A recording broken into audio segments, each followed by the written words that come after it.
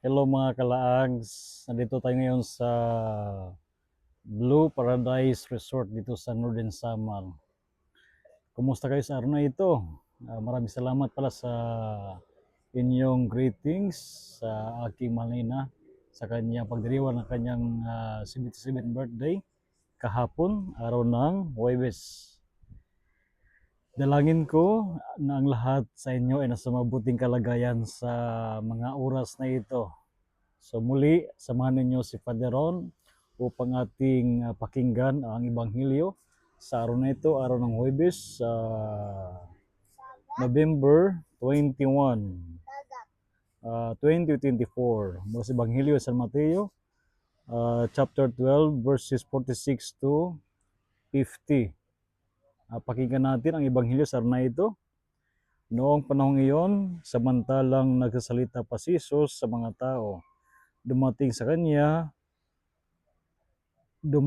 ang kanyang ina at mga kapatid. Naghihintay sila sa labas at ibig siyang makausap. Ay nagsabi sa kanya, nasa labas po ang inyong ina at mga kapatid at ibig kayong makausap. Ngunit sinabi ni Jesus, sino ang aking ina at sino-sino ang aking mga kapatid? Itinuro niya ang kanyang mga alagad at sinabi, ito ang aking ina at mga kapatid sapagkat ang sinumang sumusunod sa kalooban ng Diyos ng aking amang nasa langit ang siya kong ina at mga kapatid. Sabi ni Jesus, ang sinumang sumusunod sa kalooban ng Diyos sa kalooban ng aking amang nasa langit ay siya kong ina at mga kapatid. Napakahalaga po mga salitang ito sapagkat hindi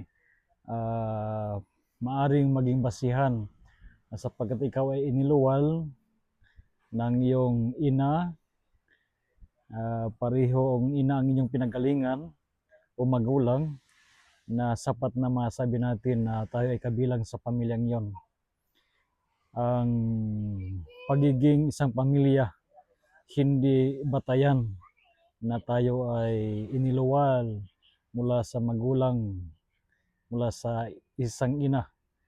Ang pagiging pamilya ay naroroon sa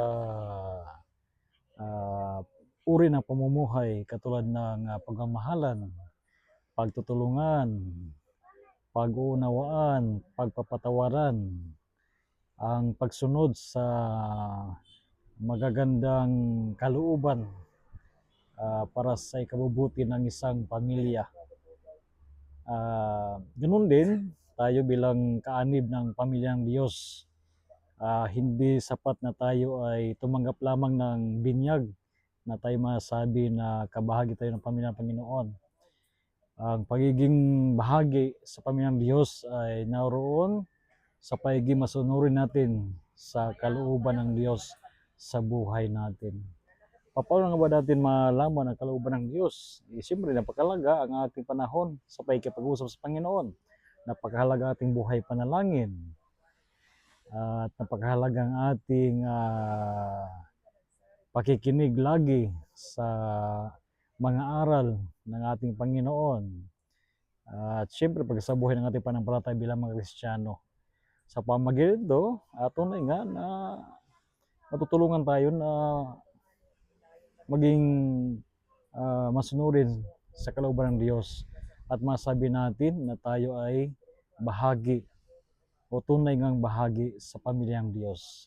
So again, a blessed afternoon, a blessed day sa inyong lahat mga kapatid at ingat kayo lagi sa araw na ito at best regards sa lahat.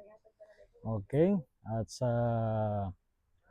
mga may matindig pinagdaanan, nais kong sabihin sa inyo na ako ay kasama ninyo sa inyong panalangin.